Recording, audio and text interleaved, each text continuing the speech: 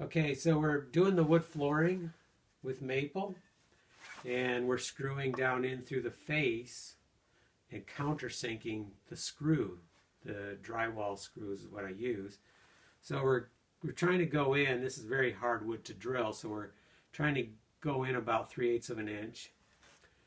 But then, do we want to leave that show, which doesn't look terrible, or do we want to plug it? And I think it will look nicer if we put plugs in them. So we have a plug cutter right here, and if you take a close look up at that, you can see it's really simplistic. So I'm going to go ahead and turn it on. And we're going to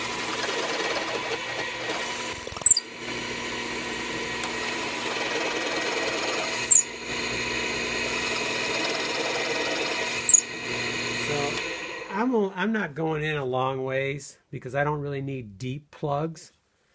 And then let's go over here and I'll show you how to pop them out.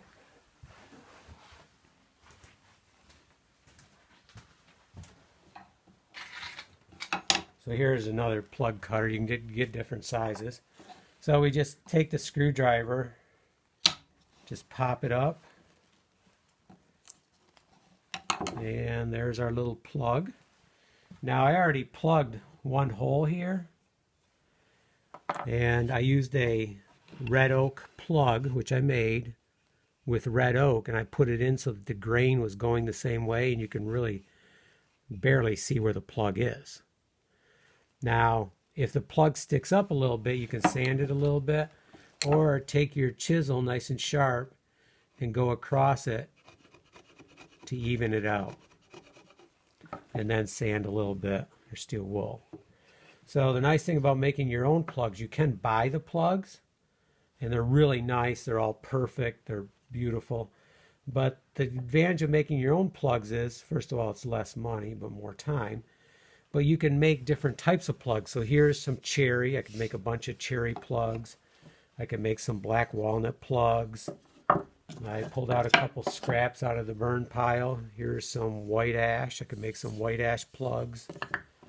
I'm not even sure what type of wood this is, but it'll make some nice plugs. Some kind of maple, I think. And then here's some more we could make. This is a softer wood. I think this is a poplar. We could make plugs out of that. So that's the cool thing about making your own plugs. And you can make them thicker or thinner, depending on how deep you go and how much you've countersunk your screws. And sometimes you have to countersink them a certain distance because you want them to grab into whatever you're going into. So that's my little take on plugs. We'll go over it when we're putting them in the floor because we have lots of plugs or lots of holes to plug in the wood floor we're working on. We'll be doing an update pretty soon.